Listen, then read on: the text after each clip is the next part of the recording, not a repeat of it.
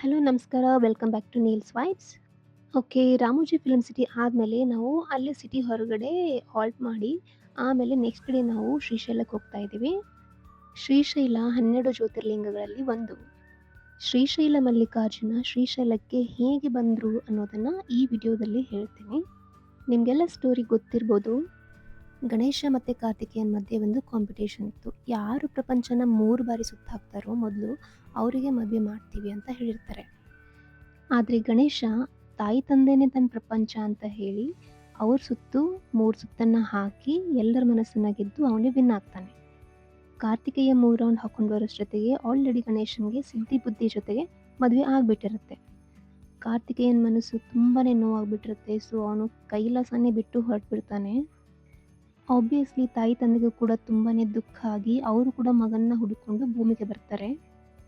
ಅವರು ಬಂದ ಹಾಗೆ ಕಾರ್ತಿಕೇಯ ಕೂಡ ಗಿರಿ ಪರ್ವತಗಳನ್ನು ದಾಟಿ ಇನ್ನಷ್ಟು ದೂರ ದೂರ ಹೋಗ್ತಿರ್ತಾನೆ. ಕೊನೆಗೆ ತಾಯಿ ತಂದೆ ಜೊತೆಗೆ ವಾದ ಎಲ್ಲ ಆಗಿ ಒಂದು ಗಿರಿ ಪರ್ವತದ ಮೇಲೆ ಕುಮಾರೇಶ್ವರನಾಗಿ ನೆಲೆಸ್ತಾನೆ. ಅವನಿಂದ ದೂರ ಹೋಗೋಕ್ಕಾಗದಿರೋ ತಾಯಿ ತಂದೆ ಸಮೀಪದಲ್ಲಿ ಶ್ರೀಶೈಲದಲ್ಲಿ ಅವರು ಕೂಡ ಮಲ್ಲಿಕಾರ್ಜುನರಾಗಿ ನೆಲೆಸ್ತಾರೆ. ಮಲ್ಲಿಕಾ ಅಂದರೆ ಪಾರ್ವತಿ, ಅರ್ಜುನ ಅಂದರೆ ಶಿವ. 12 ಜ್ಯೋತಿರ್ಲಿಂಗಗಳಲ್ಲಿ ಶಕ್ತಿಪೀಠ ಮತ್ತು ಜ್ಯೋತಿರ್ಲಿಂಗ ಎರಡೂ ಒಂದೇ ಪ್ಲೇಸಲ್ಲಿ ಇರೋದು ಶ್ರೀಶೈಲದಲ್ಲಿ ಮಾತ್ರ. ಇಲ್ಲಿ ನಿಮ್ಮ ಮಕ್ಕಳಿಗೋಸ್ಕರ ಶಿವನಲ್ಲಿ ಏನೇ ಕೇಳ್ಕೊಂಡ್ರು ಅವರು ಇಲ್ಲ ಅನ್ನೋದಿಲ್ಲ ಅಂತಾರೆ. So one must visit Srisailam with their children.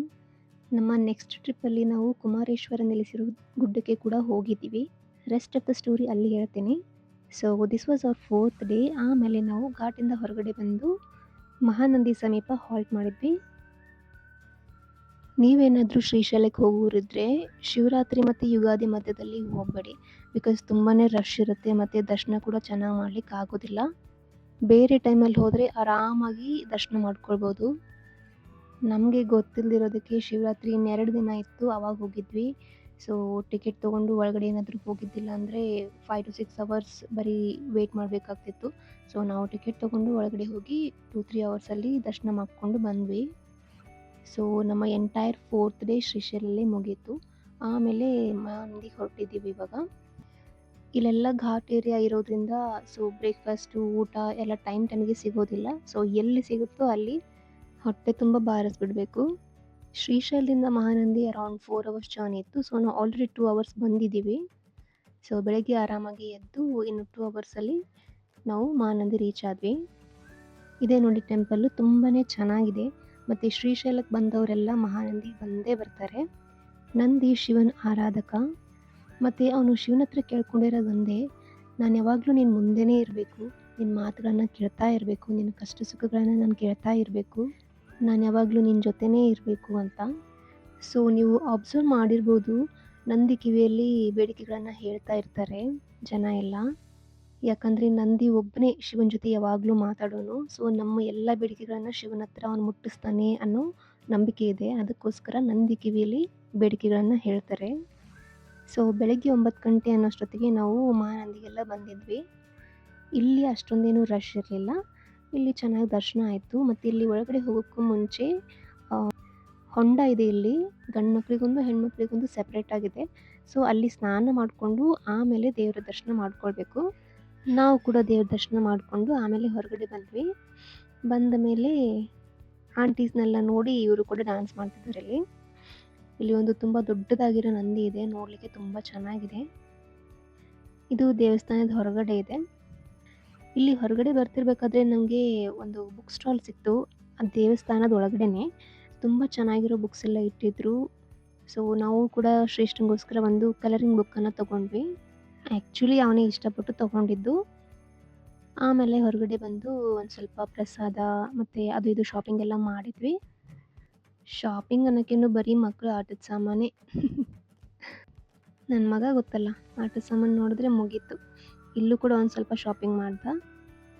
ನಾವಿಲ್ಲಿ ಬೆಳಗ್ಗೆ ಬೇಗ ಬಂದಿರೋದ್ರಿಂದ ಸೊ ಆರಾಮಾಗಿ ಸ್ವಲ್ಪ ಅಡ್ಡಾಡಿದ್ವಿ, ರೆಸ್ಟ್ ಕೂಡ ಮಾಡಿದ್ವಿ. ಆಮೇಲೆ ಮಂತ್ರಾಲಯದ ಕಡೆಗೆ ಹೊರಟ್ವಿ. ಮಂತ್ರಾಲಯ ಕೂಡ ಮಹಾನಂದಿಯಿಂದ ಅರೌಂಡ್ 4 ಅವರ್ಸ್ ಜರ್ನಿ ಇತ್ತು.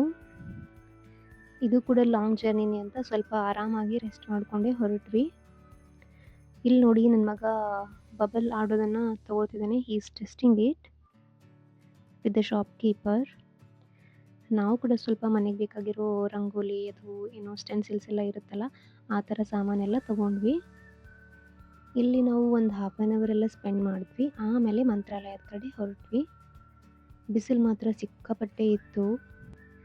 V were so tired. ನನ್ನ ಮಗ ಕೂಡ ತುಂಬಾನೇ ಸುಸ್ತಾಗಿತ್ತು. ಬಟ್ ಹೊಸ ಆಟದ ಸಾಮಾನೆಲ್ಲ ಹಿ ವಾಸ್ ಸೋ ಎಕ್ಸೈಟೆಡ್. ಅದಕ್ಕೆ ಒಂದು ಸ್ವಲ್ಪ ಹೊತ್ತು ಆಟ ಆಡಿ ಆಮೇಲೆ ಮಲ್ಕೊಂಡ. ಇದೇ ನೋಡಿ ಊರ ಹೊರಗಡೆ ಇರೋ ದೊಡ್ಡದಾಗಿರೋ ನಂದಿ. ತುಂಬ ಚೆನ್ನಾಗಿದೆ ನೋಡಲಿಕ್ಕೆ. ಸೊ ಮಹಾನಂದಿಯಿಂದ 4 ಅವರ್ಸ್ ಜರ್ನಿ ಇತ್ತು ನಮಗೆ ಮಂತ್ರಾಲಯಕ್ಕೆ. ಬಟ್ ನಾವು ಅಲ್ಲಿ ರೀಚ್ ಆಗೋಷ್ಟೊತ್ತಿಗೆ ಪ್ರಸಾದ ಎಲ್ಲ ಮುಗ್ದಿರ್ತಿತ್ತು. ಅದಕ್ಕೆ ಮಧ್ಯದಲ್ಲೇ ಊಟ ಮಾಡ್ಕೊಂಡು ಹೋದ್ರಾಯ್ತು ಅಂತ ಅಂದ್ಕೊಂಡು ಸ್ಟಾಪ್ ಮಾಡಿದ್ವಿ. ಈ ಕಡೆ ಎಲ್ಲ ಮೀಲ್ಸ್ ಅಂದರೆ ಬರೀ ರೈಸ್ ಕೊಡ್ತಾರೆ. ಒಂಥರ ಚಟ್ನಿ, ಒಂಥರ ಪಲ್ಯ, ರಸಮ್ ಮತ್ತು ದಾಲ್ ಪಪ್ಪು ಇರುತ್ತೆ. ಜೊತೆಗೆ ಪಾಪಡ್ ಕೊಡ್ತಾರೆ. ಚೆನ್ನಾಗಿರುತ್ತೆ. But we were missing chapati roti. Okay, finally ನಾವು ಮಂತ್ರಾಲಯಕ್ಕೆ ಬಂದು ರೀಚ್ ಆದ್ವಿ. ರಾಯರ ಸನ್ನಿಧಾನದಲ್ಲಿ ಬಂದ ತಕ್ಷಣ ಅದೊಂಥರ ಸಮಾಧಾನನೇ ಬೇರೆ. ಆಬ್ವಿಯಸ್ಲಿ ನಾನೇನು ಜಾಸ್ತಿ ಹೇಳೋದು ಬೇಕಾಗಿಲ್ಲ, ಬಿಕಾಸ್ ಯಾರ್ಯಾರು ಬಂದಿದ್ದೀರೋ ಅವರಿಗೆಲ್ಲ ಗೊತ್ತಿರುತ್ತೆ. This is my 3rd time here. ಶ್ರೇಷ್ಠಂದು 2nd time. We just love coming here. ಮೊದಲು ಮಂಚಲ್ಲಮ್ಮನ ದರ್ಶನ ಮಾಡ್ಕೊಳ್ಬೇಕು ಅಂತ ಬಂದಿದ್ವಿ. ಬಟ್ ದೇವಸ್ಥಾನ ಕ್ಲೋಸ್ ಆಗಿತ್ತು, ಇನ್ನೂ ಓಪನ್ ಆಗಿರಲಿಲ್ಲ. It was around 4 o'clock. ಅದಕ್ಕೆ ಹೊಳೆ ಕಡೆ ಹೋಗ್ಬೇಕಾಯ್ತು ಅಂತ ಹೊರಟಿದ್ದೀವಿ. ದೇವಸ್ಥಾನದ ಹತ್ರ ಈ ಥರ ಎಲ್ಲ 3D ಆರ್ಟ್ ಎಲ್ಲ ಮಾಡಿದ್ದಾರೆ. ಸಣ್ಣ ಪುಟ್ಟ ಸ್ಟೋರೀಸ್ ಎಲ್ಲ ಇದರಲ್ಲಿ ಇದೆ. ಶ್ರೇಷ್ಠ ಕೂಡ ಒಂದಷ್ಟು ಪಿಕ್ಚರ್ಸನ್ನು ನೋಡಿ he was recalling some of the stories that he knows. ಅದೆಲ್ಲ ನೋಡಿಕೊಂಡು ಮಾತಾಡಿಕೊಂಡು ನಾವು ಹೊಳೆ ಕಡೆ ಹೊರಟಿದ್ದೀವಿ. ದಾರಿಲಿ ಈ ಥರ ಎಲ್ಲ ನಿಮಗೆ ಏನಾದರೂ ತಗೊಳ್ಳೋದಿದ್ರೆ ತಗೋಬೋದು. ಪ್ರಸಾದ ಮತ್ತು ದೇವರಿಗೆ ಅರಿಶಿನ ಕುಂಕುಮ ಏನಾದರೂ ತಗೊಳ್ಳೋದಿದ್ರೆ ತಗೋಬೋದು. And finally we are near the river. ನೀರು ತುಂಬಾ ಕಡಿಮೆ ಇತ್ತು. May be because of the summer. ಇಲ್ಲಿ ಸ್ವಲ್ಪ ಹೊತ್ತು ಆಟನೂ ಆಡಿದ್ವಿ. ಆಮೇಲೆ ಮತ್ತೆ ದೇವರ ದರ್ಶನಕ್ಕೆ ಒಳಗಡೆ ಹೊರಟ್ವಿ.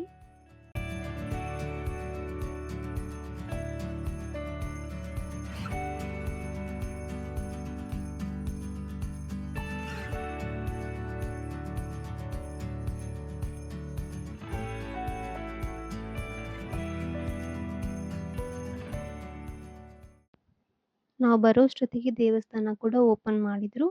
ಎಲ್ಲ ಭಕ್ತರನ್ನ ಒಳಗಡೆ ಬಿಟ್ಟರು. ಸೊ ಇವಾಗ ನಾವು ದರ್ಶನ ಮಾಡ್ಕೊಳ್ಳಿಕ್ಕೆ ಅಂತ ಹೊರಡ್ತಾ ಇದ್ದೀವಿ. ಇಲ್ಲಿ ಅಷ್ಟೊಂದೇನು ರಶ್ ಇರಲಿಲ್ಲ. ಆದಷ್ಟು ಬೇಗನೆ ನಮಗೆ ದರ್ಶನ ಆಯಿತು. ಬಟ್ ಗುರುವಾರದ ದಿನ ಬಂದರೆ ಮಾತ್ರ ತುಂಬಾ ರಶ್ ಆಗಿರುತ್ತೆ. ಮತ್ತು ಸಂಜೆ ಹೊತ್ತಲ್ಲಿ ರಥ ಎಲ್ಲ ಎಳಿತಾರೆ. ನೋಡೋದಕ್ಕೆ ತುಂಬ ಚೆನ್ನಾಗಿರುತ್ತೆ. ಆಮೇಲೆ ಹೊರಗಡೆ ಬಂದಮೇಲೆ ಈ ಥರ ಎಲ್ಲ ಗ್ಲಾಸಲ್ಲಿ ದೇವರಿಗೆ ಬಳಸೋ ಎಲ್ಲ ವಸ್ತುಗಳನ್ನು ಎಕ್ಸಿಬಿಷನ್ ಥರ ಇಟ್ಟಿದ್ದಾರೆ. ನೋಡಲಿಕ್ಕೆ ತುಂಬ ಚೆನ್ನಾಗಿರುತ್ತೆ. ಅದನ್ನೆಲ್ಲ ನೋಡಿಕೊಂಡು ಆಮೇಲೆ ನಾವು ಹೊರಗಡೆ ಬಂದ್ವಿ. 1 ಅವರಲ್ಲಿ ನಮಗೆ ದರ್ಶನ ಎಲ್ಲ ಆಯಿತು. ನಾವು ಸಂಜೆವರೆಗೂ ಏನೂ ವೇಟ್ ಮಾಡಲಿಲ್ಲ, ಬಿಕಾಸ್ ನಮಗೆ ಇವತ್ತೇ ಊರಿಗೆ ರೀಚ್ ಆಗಬೇಕಾಗಿತ್ತು. ಸೊ ಇಲ್ಲಿಂದ ನೆಕ್ಸ್ಟು ನಾವು ಸೂಗೂರೇಶ್ವರನ್ಗೆ ಹೊರಟಿದ್ದೀವಿ. ಈ ಪ್ಲೇಸು ನಮ್ಮ ಪ್ಲ್ಯಾನಲ್ಲೇನೂ ಇರಲಿಲ್ಲ.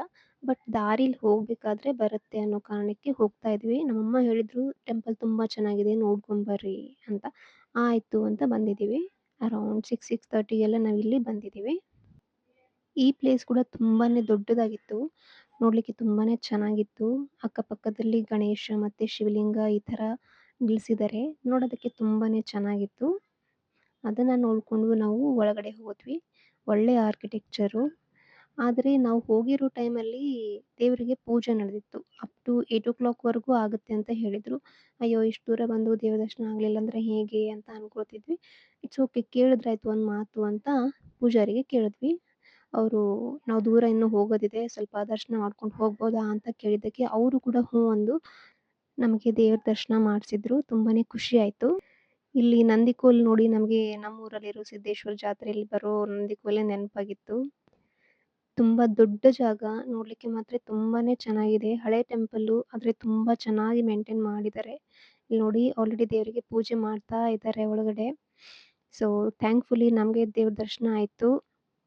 V were so happy. ಆಮೇಲೆ ಇಲ್ಲಿ ದರ್ಶನ ಮಾಡಿಕೊಂಡು ನಾವು ವಾಪಸ್ ಊರ ಕಡೆ ಹೊರಟ್ವಿ. ಸನ್ಸೆಟ್ ನೋಡಿ ಎಷ್ಟು ಚೆನ್ನಾಗಿ ಆಗ್ತಾ ಇದೆ. ಡಿನ್ನರ್ ಟೈಮಿಗೆಲ್ಲ ನಾವು ಯಾದಗಿರಿ ರೀಚ್ ಆಗಿದ್ವಿ. We were so hungry. ಅದಕ್ಕೆ ಊಟ ಮಾಡ್ಕೊಂಡೇ ಮನೆಗೆ ಹೋದ್ರಾಯ್ತು, ಹೋದ ತಕ್ಷಣ ಮಲ್ಕೊಳಕ್ಕಾಗತ್ತೆ ಅಂತ ಒಂದು ರೆಸ್ಟೋರೆಂಟಿಗೆ ಬಂದಿದ್ವಿ. ಈ ರೆಸ್ಟೋರೆಂಟು ಯಾದಗಿರಿಯಲ್ಲಿ ಹೊಸದಾಗಿ ಓಪನ್ ಆಗಿದೆ.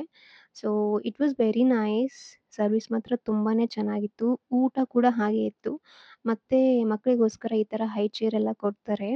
ತುಂಬ ಕ್ಲೀನ್ ಆ್ಯಂಡ್ ಹೈಜೆನಿಕ್. ನಮಗೆ ಮಾತ್ರ ತುಂಬಾನೇ ಇಷ್ಟ ಆಯಿತು. ಎಲ್ಲರಿಗೂ ಸಿಕ್ಕಾಪಟ್ಟೆ ಹಸಿವಾಗಿತ್ತು. ಸೊ ಚೆನ್ನಾಗಿ ಊಟ ಮಾಡಿದ್ವಿ. ಆಲ್ಮೋಸ್ಟ್ ಎಲ್ರದ್ದು ಅರ್ಧ ನಿದ್ದೆ ಆಗೋಗಿತ್ತು. ಮತ್ತು ಪನ್ನೀರ್ ಬಾಜಿ ಯಾವುದೋ ಒಂದು ಆರ್ಡ್ರ್ ಮಾಡಿದ್ವಿ. ಇಷ್ಟು ಸಾಫ್ಟ್ ಆಗಿರೋ ಪನ್ನೀರು ನನ್ನ ಲೈಫಲ್ಲೇ ನಾನು ತಿಂದಿಲ್ಲ, ನಿಜ ಹೇಳ್ತೀನಿ. It was so good and so tasty. ಆಮೇಲೆ ಈ ಥರ ಫಿಂಗರ್ ಚಿಪ್ಸ್ ಜೊತೆಗೆ ಯಾವುದೋ ಒಂಥರ ಚಟ್ನಿ ಕೊಟ್ಟಿದ್ರು. It was not regular sauce. ಸಿಕ್ಕಾಪಟ್ಟೆ ಖಾರ ಇತ್ತು, ಆದರೂ ಕೂಡ ಶ್ರೇಷ್ಠ ತಿಂತಾನೇ ಇದ್ದಾನೆ because it was so tasty. Overall ತುಂಬ ಒಳ್ಳೆ ಎಕ್ಸ್ಪೀರಿಯೆನ್ಸು. ಒಂದು ಸರಿ ನೀವೇನಾದರೂ ಯಾದಗಿರಿ ಬಂದರೆ ಈ ರೆಸ್ಟೋರೆಂಟನ್ನು ವಿಸಿಟ್ ಮಾಡಿ. ಯಾದಗಿರಿಯಲ್ಲಿ ಇಷ್ಟು ಒಳ್ಳೆ ರೆಸ್ಟೋರೆಂಟ್ಸ್ ಕೂಡ ಇದೆ ಅಂತ ನನಗೆ ಗೊತ್ತೇ ಇರಲಿಲ್ಲ. Trust me, it is really really good. So the restaurant ಹೆಸರು ಬಂದುಬಿಟ್ಟು ದ ಹೋಟೆಲ್ ಅಭಿರುಚಿ. ಸೊ ಇದೇ ಹೆಸರು. ಬನ್ನಿ ವಿಸಿಟ್ ಮಾಡಿ ಮತ್ತು ಒಳ್ಳೆ ಫುಡ್ಡನ್ನು ಟೇಸ್ಟ್ ಮಾಡಿ. Well, this was it about our trip, Hyderabad trip. Thank you so much for watching and see you all in my next video. ಅಲ್ಲಿವರೆಗೂ ನನ್ನ ಬೇರೆ ಬೇರೆ ವಿಡಿಯೋಸ್ ಎಲ್ಲ ನೋಡ್ತಾ ಇರಿ. ನನ್ನ ಮಗ ನೋಡಿ ಮನೆಗೆ ಬಂದ ತಕ್ಷಣ ತನ್ನ ಆಟದ ಸಾಮಾನೆಲ್ಲ ನೋಡ್ತಾ ಕೂತಿದ್ದಾನೆ. Okay, so see you all in my next video. ನನ್ನ ಚಾನಲ್ಗೆ ಇನ್ನೂ ಸಬ್ಸ್ಕ್ರೈಬ್ ಮಾಡಿಲ್ಲ ಅಂದರೆ ಸಬ್ಸ್ಕ್ರೈಬ್ ಮಾಡೋದನ್ನು ಮರಿಬೇಡಿ. Thank you so much for watching. Bye.